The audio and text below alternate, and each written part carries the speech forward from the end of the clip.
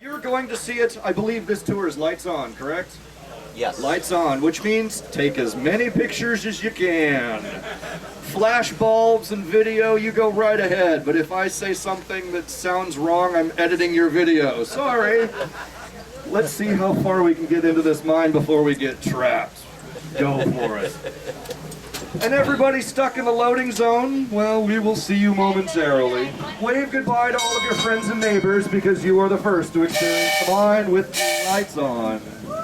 Anytime, please. Okay. We're doing it with work lights on. Yeah, the first two times. The very first scene that we're about to see is a whole lot of nothing. All of the wood in this cavern with zero lighting is meant to allow your eyes to adjust to the dim, dim darkness from the bright and sunny Calico Square outside. We reach a room that all of you may be familiar with. You might have one at home. We call it the pot room.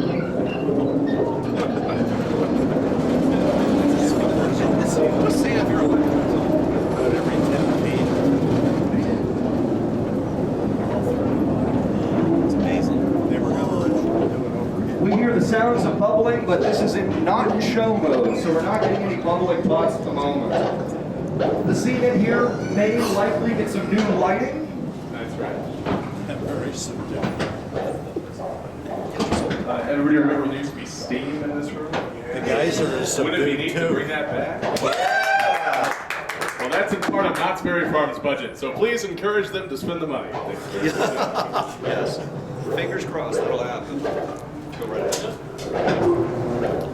Yeah, sadly, the steam room hasn't been steamy enough for the past past decade.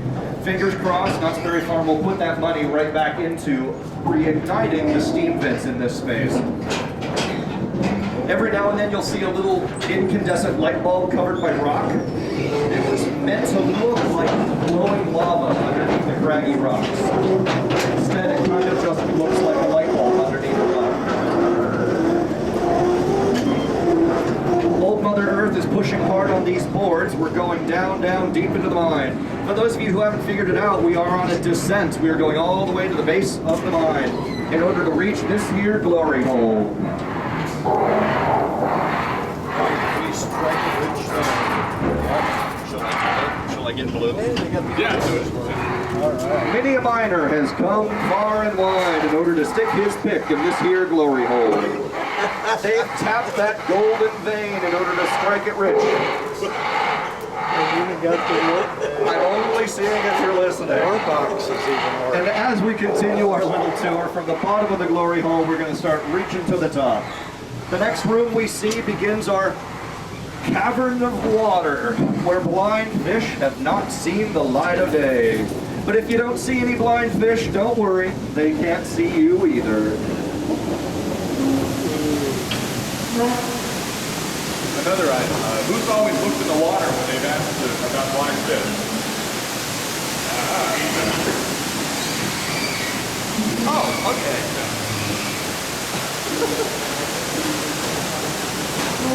Lonely miner animation way off in the distance, but you'll notice that miner has a very neat trick. His pan actually does drip water. That wonderful little feature means that he is pushing water out from his pan as he sways it. It's a wonderful detail. These waterfalls on the inside of the mine ride connect to all of the waterfalls on the outside of the mine ride.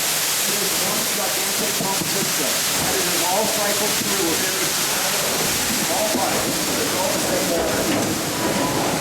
We even have Native Americans in here. I forgot about that. Right, one. There actually is some kind of a pirate. There is.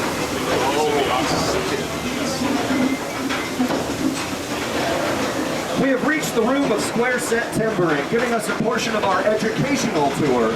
If it weren't for the square set timbering style of mining, we would not have been able to reach as deep into the earth as we have in order to reach these veins of gold. The animation in here is simple and rudimentary, but it works beautifully. Many of us probably remember way back to Halloween Haunt days when these miners were doing terrible things to human heads. I'd like to point out, on your right up here, there is a chap in a check red shirt who is hammering. If you look at that from an animation standpoint, that's actually a somewhat complex piece of animation. His head stays looking at the object he is striking the whole time. Very cool proto animation. Everybody hold on tight, get to know your neighbor. We're about to hit that 25-degree lift hill. Our speakers.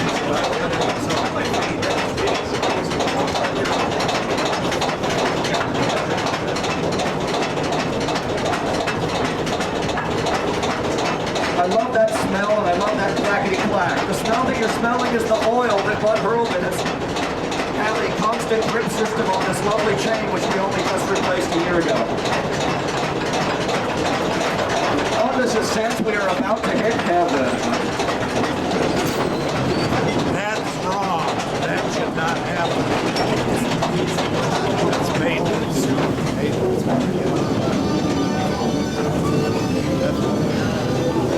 Gary said it's very easy to fix. Heaven with the lights on. How often do you get to see this? For some people, this is the highlight of the attraction. I am a gigantic fan of that glowing waterfall and the black light. And of course, when Walt Disney worked with Bud Hurlbut asked just how many stalactites and stalagmites should I put in to make it realistic. Walt Disney said, just put them all in there. Just fill it up as many as you possibly can. You know, there's some that are dripping water. Yes. That's actually something that that John Waite just brought up.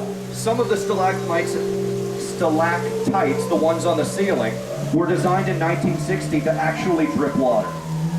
I don't believe that any of those stalactites drip water anymore. They would have dripped water into the pool way off in the distance. I would like to see if those are still there, however. You can actually see proof of the stalactites dripping in this room in the movie Family Builds a Mountain, way back when. Now, as I mentioned, it was Halloween Haunt that hit this attraction very badly. As much as we adore Halloween Haunts, it was Halloween Haunt designers that came in here with spray cans and just spray painted randomly, willy-nilly, in strange and random colors. It's going to be up to Knots, or you guys. I'm passing the microphone. It's in our stuff. Okay. It's in our scope to do some painting here. You can have it, yeah. Paint. Paint. All right, the room's going to get painted the way it should be. Yay! I love this. All right, let's get the heck out of here. We've got a lot more secrets that will be revealed later for this room and many, many more. But the fact that this is still here as it was in 1960, literally unchanged, is thrilling. And believe it or not, in the movie Family Builds a Mountain, a lot of these natural features have names. And I didn't realize that until I watched the movie. Outlaw Disney, that's interesting.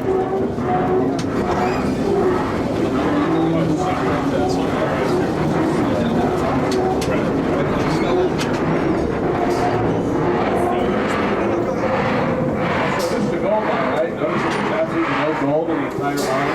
With the lights on, you can see on your left approximately where you folks are back there right now, some shiny highlights on the ground. The only sign of the no gold.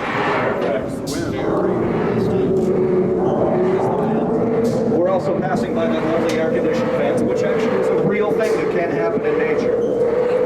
This is our upper view of the glory hole.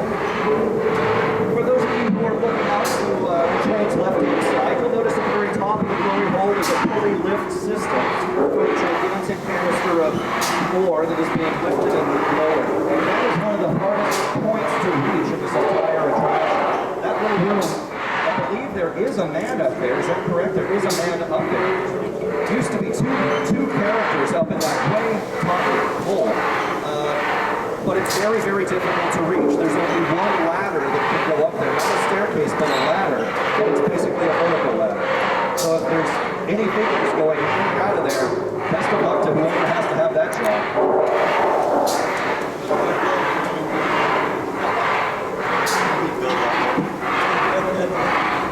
If you haven't realized it, we are making a descent descents. We have already reached heaven and we are moving forward all the way back to the bottom. We are right at the break in this train as we go back down, down, down. Another glory hole shot. Either the not very far firewall of emails blocks that word, so we start referring to it as the 3H. Things, which also the conditions of our founder. I'm confused. Is the rat working? Is the rat working? Yep.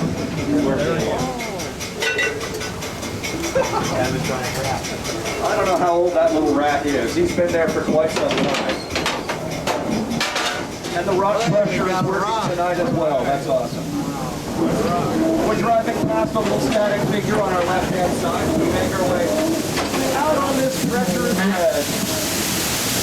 We're looking through the backside of water in order to see Calico Square. Sounding a little like the Jungle Cruise. Yeah.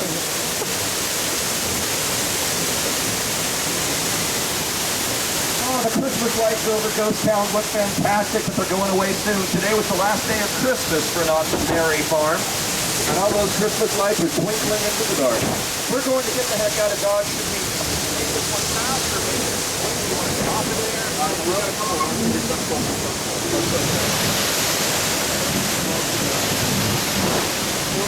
Go ahead and go through the glory hole, but stop it before they explode here.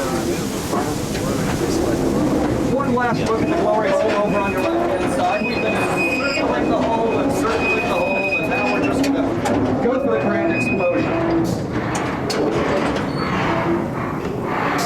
We're slowing it down just before we reach the grand finale of Knott's Mine Train, because we have a couple of characters that we're going to talk about, and I'm handing it over to Bill. So if you look on the right side, just kind of up here, we have the first of GHP's characters in this room. I think we're going to hear their spiel here in just a second. And you can see sort of what the condition they're in now, a little bit sad. So these are a couple examples of things that will be getting improved as we get started with this. And on the left as well. Notice the missing fingers on the character on the left. Authentic mining accident.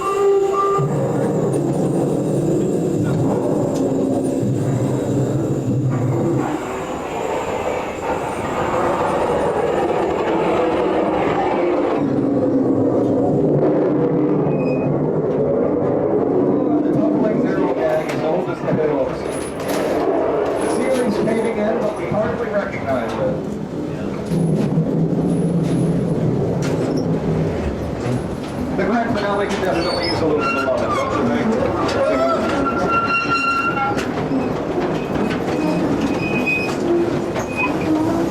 And with that, we disembark. We're going to be taking off and leaving you guys right here at the exit dock.